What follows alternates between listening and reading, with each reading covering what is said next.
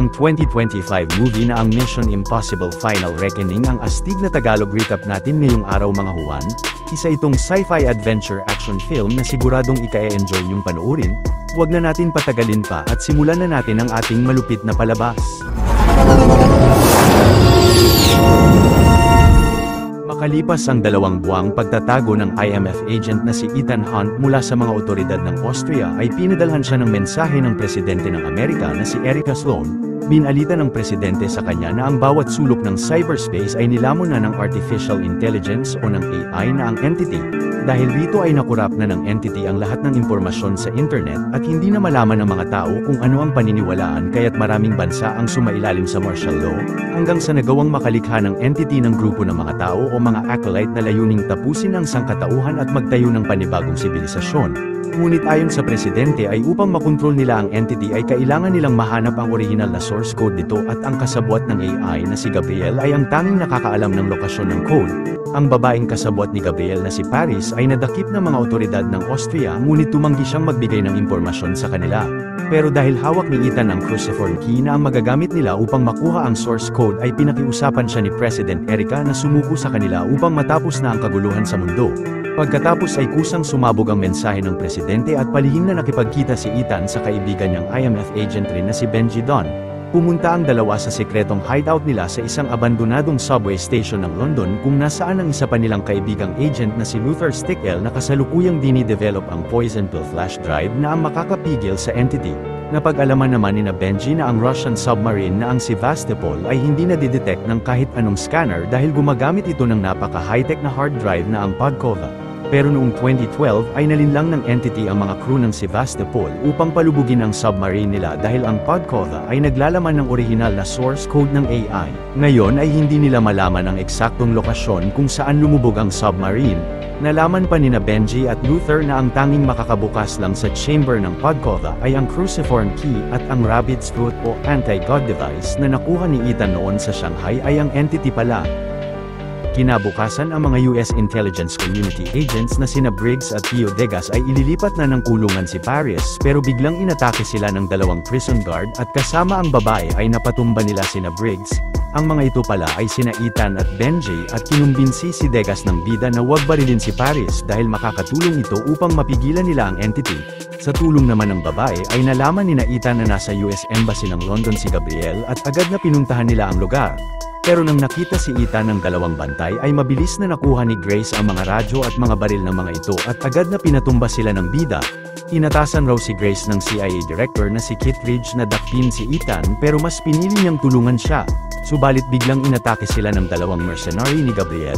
Maliit na pabor lang mga Juan, kung mahilig kayo sa mga ganitong Tagalog recap ay huwag niyong kalimutan na mag-subscribe sa channel natin dahil marami pa tayong upload na mga exciting na recap katulad nito. Maya-maya ay nagising silang 2 na nakagapos na sa isang abandonadong gusali at hinarap sila ni Gabriel. Sinabihan ng kalaban si Ethan na hahayaan niya siyang makatakas upang hanapin sa karagatan ang Sevastopol at kunin roon ang Podkova at ibigay ito sa kanya kapalit ng buhay ni Grace. Pagkatapos ay kukontrolin na niya ang entity. Pero si Ethan ay binantaan si Gabriel na papatayin ng sarili gamit ang lason sa peking ngipin niya kung hindi nila papakawalan ang babae. Nang tumanggi si Gabriel ay ininom ni Ethan ang lason pero pagtanggal nila ng gapos niya ay mabilis na pinatumba ng bida ang mga ito. Habang tumatakas sa gusali si Gabriel ay tinulungan ni Ethan si Grace na matanggal ang mga gapos niya at sabay na kinalaban ng 2 ang mga tauhan ni Gabriel na sumusugod sa kanila hanggang sa nagawa nilang mapatumba ang lahat ng mga ito. Kasama naman sina Degas at ang iba pa ay nagmadaling hinabol ng grupo si Gabriel ngunit nagawa nitong makatakas sa lugar at nakita nila roon ang high-tech na chamber na ginagamit ng lalaki upang makausap ang entity. Kahit palabis na nag-aalinlangan ay ginamit rin ni Ethan ang chamber upang malaman niya ang mga plano ng AI. Sinabi ng entity sa bida na alam nitong sa hinaharap ay pupunta siya sa Doomsday Vault sa South Africa upang papasukin niya ito roon at matapos nito ang buong sangkatauhan. Napagdesisyonan raw ng AI na si Ethan na ang napili nitong tutulong sa kanya at hindi na si Gabriel dahil sa planong pagkontrol ng lalaki sa entity. Binunyag naman ng AI na inatasan ni Gabriel ang mga tauhan nito na mag-set ng bomba sa sekretong hideout ni Ethan upang mapatay si Luther. Ngunit nasabi pa ng entity na sa loob ng 4 na araw ay plano nitong wasakin ang sangkatauhan gamit ang mga nuclear missile ng maraming bansa. Samantala si Gabriel ay palihim na pumunta sa hideout ni Ethan at habang natutulog si Luther ay kinuha niya ang poison pill sa kanya bago ikandado ng lalaki ang gate. Ilang saglit nang nagising si Luther ay napansin niya ang nuclear bomb na sinit ni Gabriel roon at nakita niyang nasa kalaban na ang poison pill niya. Kalaunan paglabas ni Ethan sa chamber ay agad na nagset siya ng plano upang mahanap nila ang submarine sa karagatan at sinulat niya ito sa papel. Pagkatapos ay tumakbo si Ethan sa pinakamabilis na makakaya niya upang mapuntahan ang hideout nila ngunit hindi niya mabuksan ang gate. Nakita ng bida sa loob ang kaibigan na sinisimula ng idisarma ang nuclear bomb upang hindi ito sumabog sa buong syudad. Subalit ayon kay Luther ay kahit madisarma niya ang bomba ay sasabog pa rin ito sa buong istasyon ng tren na kasama siya. Si Ethan naman ay kahit napakabigat sa kalooban ay napilitang tumakbo palayo ng hideout nila bago sumabog ang nuclear bomb sa subway station. Pagkatapos ay nagpadakip siya kina Briggs at kinuha ng mga ito ang cruciform key sa kanya. Maya-maya sina Benji at ang iba pa na sakay ng isang military plane ay napag-alaman na malaki ang posibilidad na lumubog ang submarine sa North Pacific Ocean dahil doon natagpuan ng mga mangingisda ang 2 piraso ng cruciform key, kaya't ang makalumang SOSUS o Sound Surveillance Station sa St. Matthews Island ng Bering Sea ay posibleng makapagturo ng eksaktong lokasyon ng Sevastopol. Kapag nakuha na nina Benji ang coordinate mula sa SOSUS station ay papadala nila ito kay Ethan upang kunin niya ang Podkova sa lumubog na submarine. Pagkatapos ay pupunta sila sa lokasyon na iyon upang matulungan si Ethan na makaahon sa nagyayelong karagatan at gagamitin ang decompression chamber nila sa kanya kung sakaling mawalan siya ng malay dahil sa sobrang lamig. Sa sunod na eksena ay dinala si Ethan ni Briggs sa command center nila sa Virginia kung saan niya nakaharap si Director Kittredge. Nasabi nitong kasalukuyang nakontrol na ng entity ang mga nuclear missile ng maraming bansa at 4 na lang ang hindi pa nito nakokontrol kabilang na ang bansa nila. Pagkatapos ay pinunta si Ethan sa conference room na kasama ang mga opisyal ng National Security at si President Sloan upang pagdesisyonan nila ang gagawin sa kanya.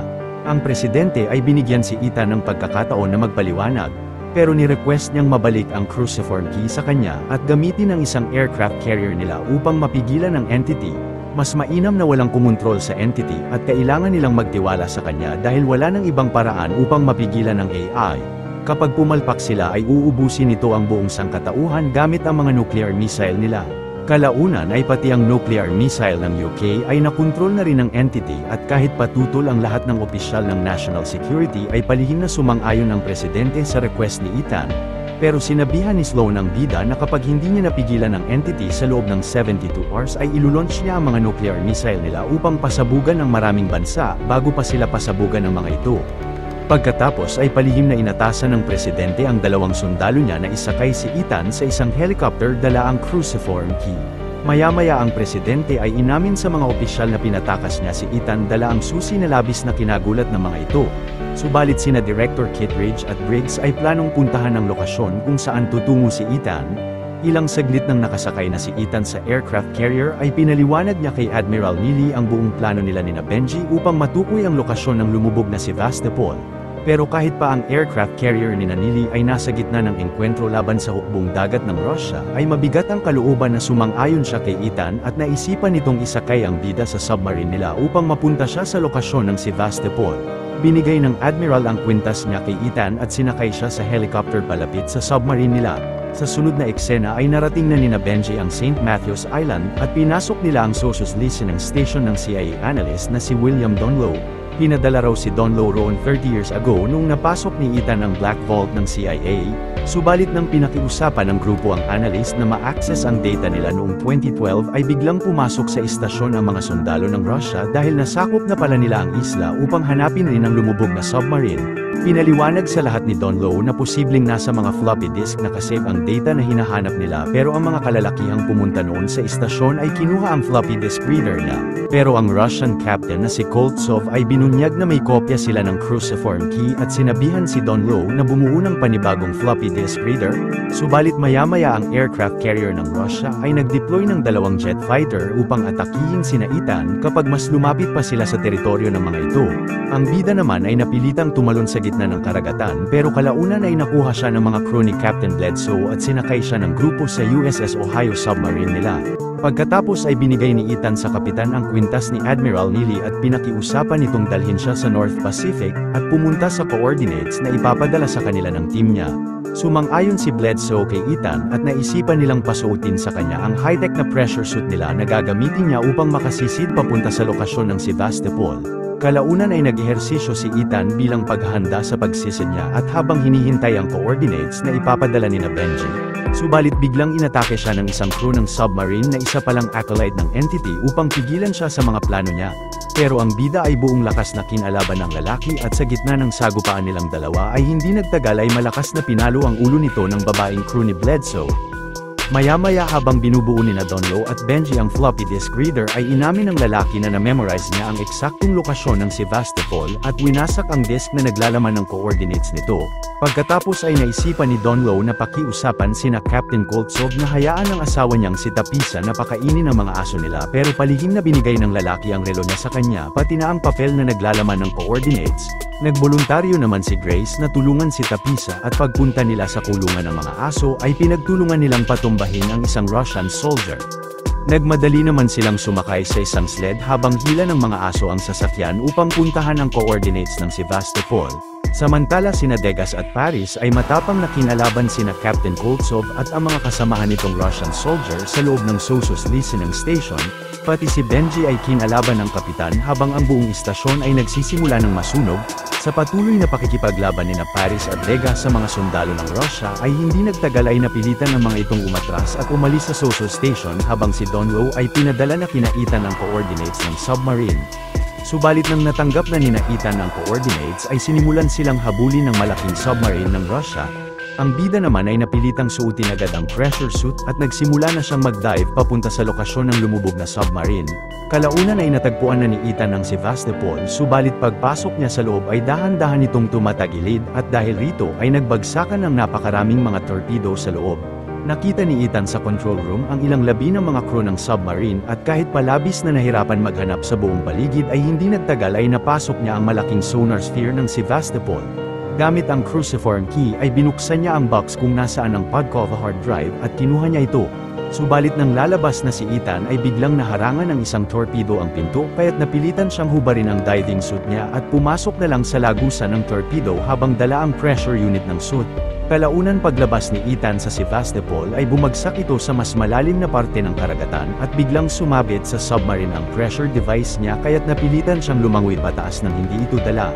Ngunit nang nakarating na ang bida sa ibabaw ng karagatan ay naubusan na siya ng hininga at nalunod. Pero si Grace ay nagawang makuha si Ethan sa nagyayelong dagat at niresuscitate siya ng babae bago pinagpahinga sa loob ng dala nilang decompression chamber. Samantala ang nuclear arsenal ng Russia ay nakontrol na rin ng entity at ang mga opisyal ng national security ay minungkahi sa presidente na pasabugan na ng nuclear missile ang mga bansang nakontrol ng entity kabilang na ang isa sa syudad ng bansa nila. Kinabukasan pagsakay ng buong grupo sa military plane nila na kasama sina Donlo at Tapisa ay napag-alaman nilang bago tapusin ng entity ang buong sangkatauhan ay plano muna nitong pumasok sa system ng Doomsday Vault sa South Africa upang makapagtago, dahil ang vault ay naglalaman ng 1 bilyong gigabyte storage at kayang makasurvive sa kahit anong sakuna. Pag pinagsama naman nila ang Podkova hard drive at ang Poison Pill flash drive ay magagawa na nilang malinlang ang entity na papasok ito sa vault pero ang totoo ay ipapasok nila ang AI sa 5D optical drive na nalikha rin ni Luther na may 360TB storage.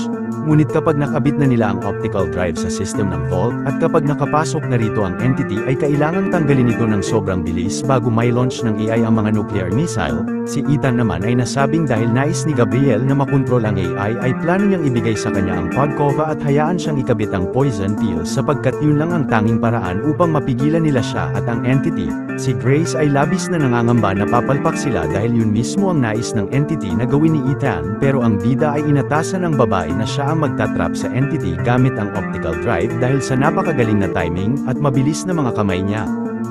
Maya-maya pagdating ng grupo sa South Africa ay napansin nilang lumikas na ang lahat ng empleyado ng Doomsday Black Vault. Mag-isang pumasok si Ethan sa kuweba papunta sa server room ng Vault pero hinihintay na pala siya roon ni Gabriel at nagset ang mga tauhan nito ng nuclear bomb sa lugar upang pasabugin ang Vault at upang wala nang mapagtataguan ng entity. Subalit nang bibigay na ni Ethan ang Podkova ay biglang tinutukan si Gabriel ni Briggs at ang lahat ng mga tauhan ng lalaki. Maging sina Grace sa labas ay nadakip rin ng mga community agents ni Director Kittredge pero ang isang mercenary ay na-activate ang nuclear bomb nila. Habang galit na hinaharap ng direktor ang grupo ay pinatumba ng iba pang mga tauhan ni Gabriel ang mga agents nito at doon na nagsimula ang mainit na pagpapalitan ng putok ng tatlong pangkat. Sina Paris at ang iba pa ay magaling na napatumba ang ilang mercenary ni Gabriel at sina Benji ay nakuha ang Podkova na nahulog ni Kittredge. Ngunit si Gabriel ay nagawang makatakas ng kuweba sakay ng isang truck at si Ethan dala ang hard drive ay nagmadaling hinabol ang kalaban palabas ng vault. Ang mga mercenary naman ni Gabriel ay binangga si Ethan, subalit biglang bumangga ang mga sasakyan nila sa isang malaking bato. Nagawang makasurvive ng bida sa aksidente at agad na kumapit siya sa eroplano ng tauhan ni Gabriel bago sila makalipad palayo ng lugar. Pagkatapos ay sinuntok niya ang pilotong mercenary bago ito ihulog mula sa eroplano at siya na ang nagpiloto ng aircraft upang patuloy na habulin si Gabriel.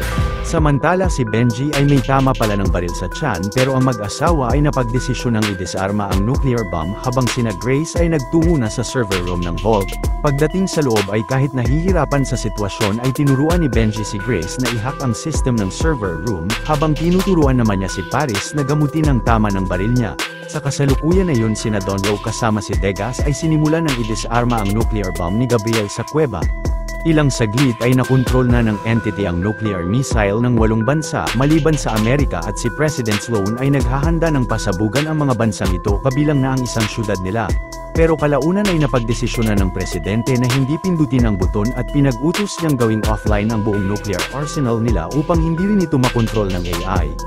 Ang isang Secret Service agent naman na isa palang acolyte ng entity ay babarilin na ang presidente pero agad na nabaril ito ni General Sidney subalit nabaril rin siya ng agent na agad na kinamatay niya.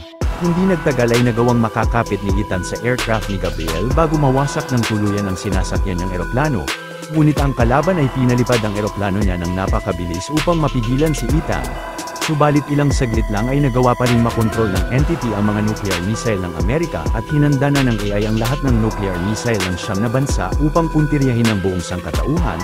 Samantala nang nakabit na ni Grace ang optical drive sa system ng server room ay pinaliwanag sa kanya ni Benji na kapag umilaw ito ng green ay ibig sabihin ay nakabit na ni Ethan ang poison pill sa Podkova at kailangan tanggalin ito ng babae ng napakabilis upang may trap sa drive ang entity. Maya-maya ay nagawang masuntok ni Ethan si Gabriel at nang sinubukan siyang saksakin ng kalaban ay nagawa niyang mabali ang kamay nito at kinuha sa kanya ang flash drive. Nang bumaliktad ang eroplano ay biglang humampas ang ulo ni Gabriel sa rudder ng aircraft na kinamatay ng kalaban. Agad na bumaba si Ethan sa eroplano bago ito sumabog at habang suot ang parachute ay kinabit na niya ang pill sa Podkova. Ilang saglit ay nakita ni Grace na umilaw na ng green ang system at mabilis na tinanggal niya rito ang optical drive. Pagsabog naman ng bomba ay nagawang makapasok ni Donlo sa server room ng vault at habang nawalan ng kuryente ang buong pasilidad ay nakita nilang nagtagumpay silang may trap sa drive ang entity. Ang mga nuclear missile ng 9 na bansa ay nawala na sa kontrol ng entity at labis na gumaan ang pakiramdam ng presidente na mabalitaan ito mula sa mga tauhan niya. Maya-maya nang nakababa si Ethan sa isang kapatagan ay narinig niya ang mensahe sa kanya ni Luther mula sa poison pill, na sabi ng kaibigan na kahit kailan ay hindi siya nangambang hindi magtatagumpay si Ethan sa misyon niya. Kalaunan nang sumabog ng kusa ang Podkova at ang poison pill ay nakita si Ethan ni na Director Kittredge sa lugar at binigay niya sa kanila ang dalawang device. Si Briggs naman na labis na bumilib sa katagumpayan ni Ethan ay sinakay na siya sa helicopter nila. Makalipas ang ilang araw ay palihim na nakipagkita si Ethan kay Benji at sa iba pang miyembro ng team niya. Pagkatapos ay lumapit si Grace sa bida upang ibigay sa kanya ang optical drive na naglalaman ng natrap na entity. Dahil naman ligtas na muli ang sangkatauhan mula sa kapahamakan ay nagpasya ang grupo na maghiwa-hiwalay na ng mga landas. Dito na nagwawakas ang istorya ng pelikula. Kung natuwa at nagustuhan nyo ang ating tinampok na pelikula ngayong araw ay maaari nyo rin panuorin ang iba pang mga Tagalog recaps natin sa main page ng ating channel, at syempre huwag nyong kalimutan na mag-like, subscribe at mag-hit ng notification bell dahil marami pa tayong tatampok na exciting na mga pelikula sa mga susunod na linggo. See you on the next one mga Juan.